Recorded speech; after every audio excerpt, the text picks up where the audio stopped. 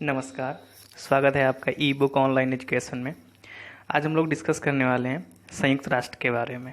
क्या है ये, कब स्थापित हुआ था, किस लिए स्थापित किया गया था, इसके मुख्य कार्य क्या हैं, इसका हेडक्वार्टर कहाँ पे है, इसकी संस्थाएं कौन कौन सी हैं, इन सब के विषय में हम लोग देखेंगे आज क्या है। तो देखते हैं इसमें। आपको पता है कि प्रथम विश्व युद्ध 1914 से 18 तक चला। उसमें कई सारे देशों ने भाग लिया था। उसका मेन रीज़न क्या था उसमें, जैसे कुछ लोग कहते हैं, कई सारी किताबों में लिखा हुआ कि अगर प्रथम विश्व युद्ध में एक गोली चल गई होती तो द्वितीय विश्व युद्ध ना होता। तो इसी के लिए जब 18 में ख़त्म हुआ तो बहुत बड़ा एक क्राइसिस आया। इस तरीके से कई सारे देश भुखमरी की कगार पे पहुंच गए। तो जो धुरी राष्ट्र थे उन्होंने सोचा भाई इनको उबारने के लिए कुछ ना कुछ करना चाहिए। तो सबसे पहले इसका जो शुरुआत की गई थी 1929 में एक राष्ट्र संघ की स्थापना की गई।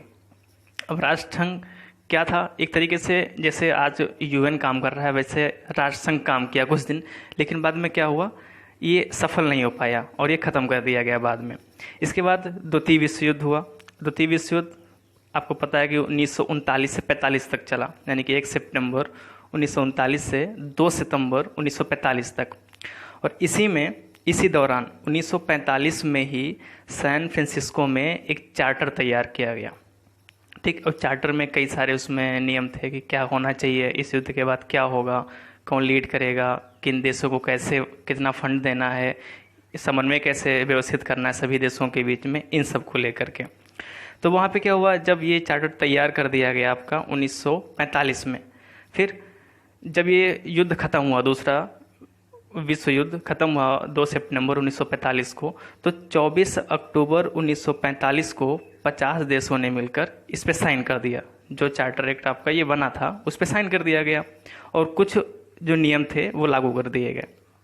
फिर क्या हुआ आगे, अब इसको स्थापित करने के बाद में, यानी कि इसमें कौन कौन से मेन जो देश थे, इसमें यूएसए, यूके, रसिया, जापान, ये मुख्य देश थे यहाँ पे इसको लाने के लिए।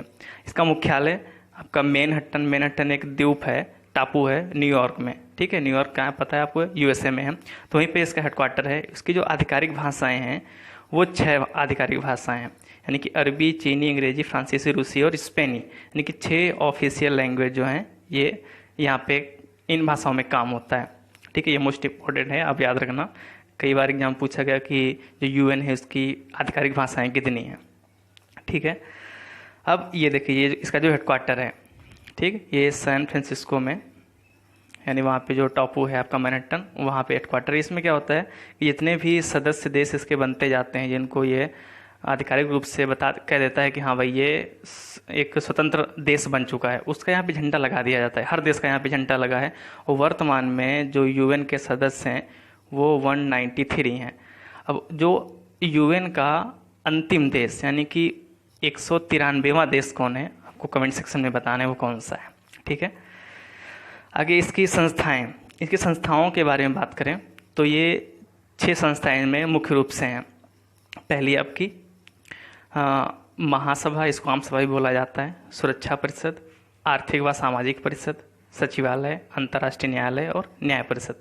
सभी के अलग अलग काम हैं, किस तरीके से काम करता है, लेकिन इसमें आपको मुख्य रूप से कौन कौन सा देखना है। एक सुरक्षा परिषद, यहाँ से बहुत सारे क्वेश्चन आते हैं, और दूसरा आपका अंतर्राष्ट्रीय न्यायालय, इस तरीके से।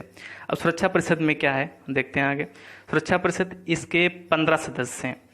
15 सदस्यों में से इसके जो 10 सदस्य हैं वो अस्थायी हैं, यानी कि वो परमानेंट नहीं है, वो चेंज होते रहते हैं। और 5 जो सदस्य हैं वो स्थायी सदस्य हैं। स्थायी सदस्य में क्या है, चीन, रूस, फ्रांस, यूके और यूएसए। और इन्हीं 5 जो स्थायी सदस्यों के पास में विशेषाधिकार है, यानी कि वीटो पावर है।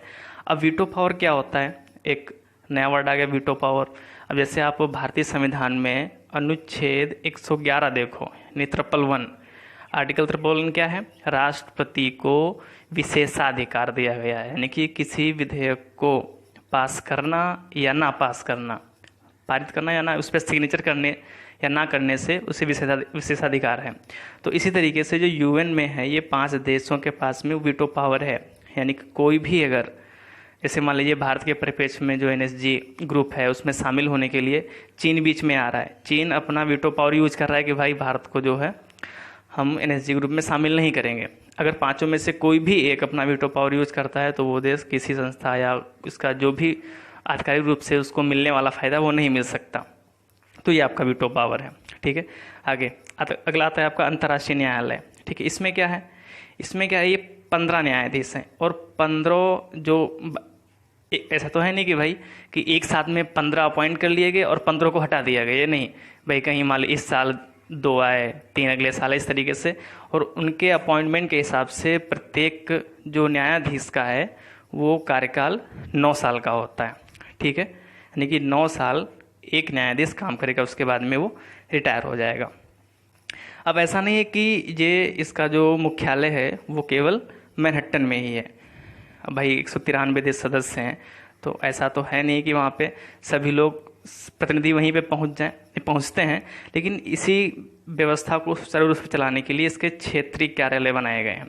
क्षेत्रीय कार्यालय का मतलब कि हर कॉन्टिनेंट में, हर महाद्वीप में इसका एक एक ऑफिस खोल दिया गया है।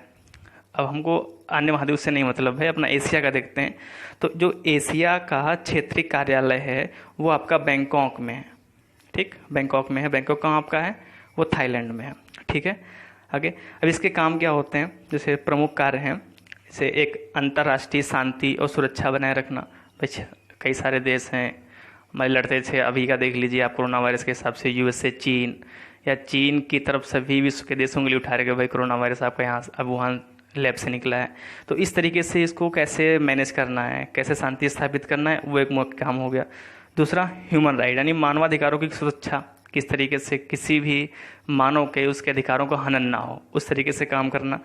नेक्स्ट आपका है सतत विकास को बढ़ाना, जो सस्टेनेबल डेवलपमेंट है उसको कैसे मेंटेन रखना है, कैसे बढ़ावा देना है, वो आपका इस पे काम। जैसे आप पहले पढ़ा होगा आपने एसडीजी क्या है, सस्टेनेबल डेवलपमेंट गोल्स।